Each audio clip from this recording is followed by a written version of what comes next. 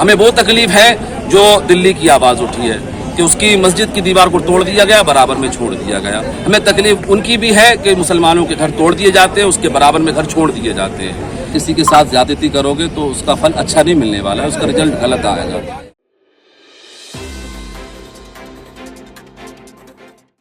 आदाब, the leader Hindi की news Wasim Akhtar. हम मौजूद हैं इस वक्त यूपी के ज़िला बरेली में और यहाँ एक फार्म लाउंज में। यहाँ ऑल इंडिया रज़ा एक्शन कमेटी का रोज़ा इफ्तार, रज़ा एक्शन कमेटी जो मौलाना अदनान रज़ा खां की अगुवाई में आयोजन कर रही है, वो और क्या काम करती है जानने के लिए हम यहाँ मौजूद हैं। हमारे साथ रज़ा एक्शन कमेटी के सारे पदाधिकारी हैं। हम उनसे पूछेंगे कि जो ये संगठन है इसका काम करने का क्या तरीका है और किस तरह से ये इंसानियत को मजबूत करने के लिए और समाज सेवा के काम कर रही है। क्या नाम है? जी, मेरा नाम हाफिज इमरान। जैसे आपके संगठन के बारे में हमेशा ये रहा है कि सामाजिक संगठन, विशेषकर सियासत से जुड़ा है।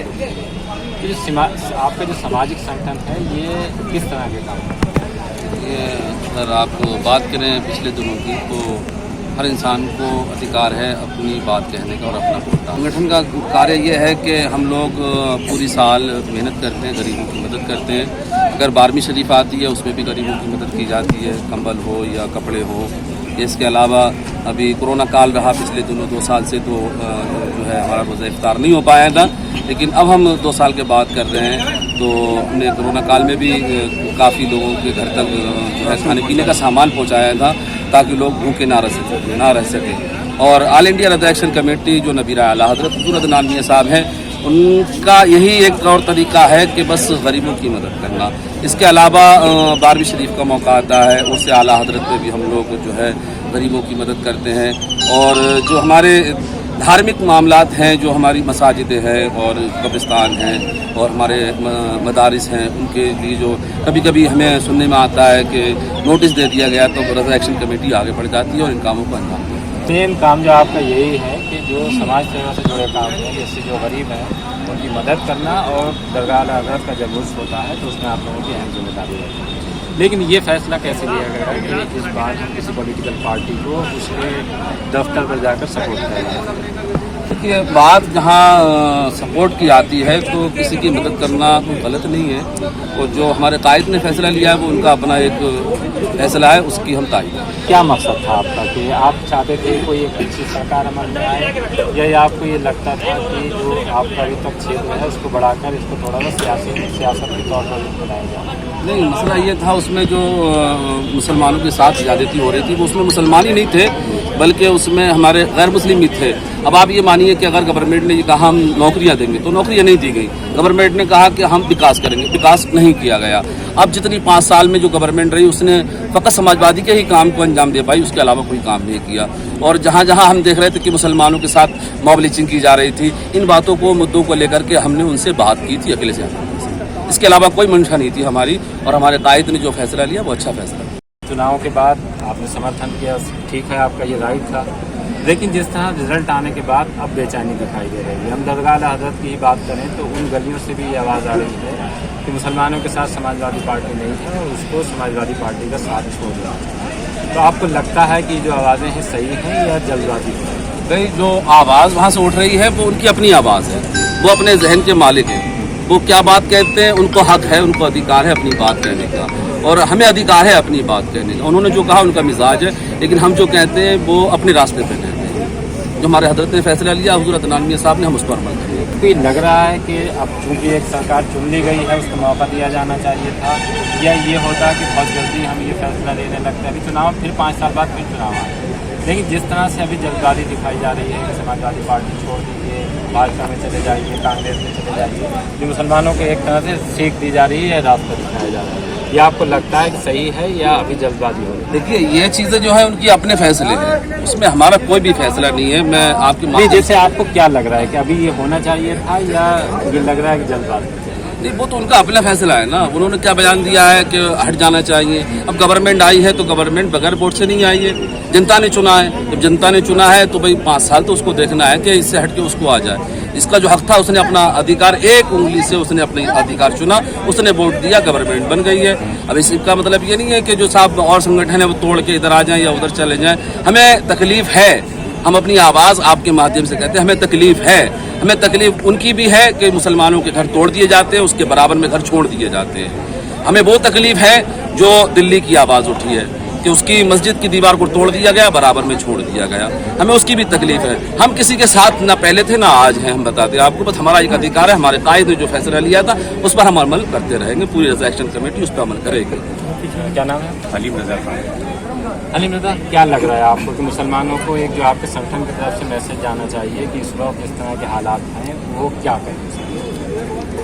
मेरा जहाँ तक ख्याल है, इस वक्त के जो हालात हैं मुसलमानों के, चाहे वो बुलडोज़र को लेकर के हो या पिछली बार हमने जो हमारे अदनान गया था उन्होंने समाजवादी पार्टी को समर्थन किया था, हालात को देखते हुए समर्थन किया था और उसमें अखिलेश यादव जी ने खुद मदद की गुहार लगाई थी अदनान गया साहब से कि उनकी पार्टी की मदद की थी। इसलिए उनकी मदद के हिसाब से जो हम लोगों ने उनको समर्थन किया। अब वोट आने के नतीजों के बाद ये देखा कि पार्टी समाजवादी पार्टी की गवर्नमेंट नहीं बनी और बीजेपी की गवर्नमेंट बन गई। ठीक है, अगर 5 साल अब इसको भी देखना है, हो सकता है कि कुछ और अच्छे मुसलमानों के हक के लिए काम करे ये पार्टी। एक फैसला भी मुख्यमंत्री ने ये लिया है, जिस तरह से दिल्ली, राजस्थान, उत्तराखंड और दूसरी जगहों पर हिंसा हो रही है, ये सबसे से निर्देश दिए हैं कि बहुत अच्छा कदम यूपी है वहाँ इस तरह का कुछ नहीं है। इस आदेश को आप किस तरह से? ये आदेश जो उनका कदम है इसकी हम सराहना करते हैं और अच्छा कदम है उनका जो उन्होंने ये कानून की बात की है कि बगैर परमिशन के किसी की भी जो है ना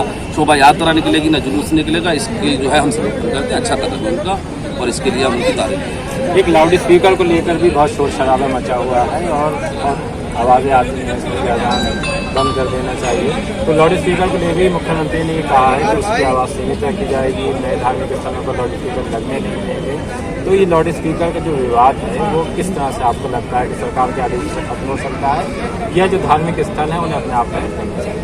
देखिए, अगर गवर्नमेंट की तरफ से या कोर्ट की तरफ से कोई फैसला आता है उसका हमने पहले भी सम्मान किया, अभी सम्मान करेंगे।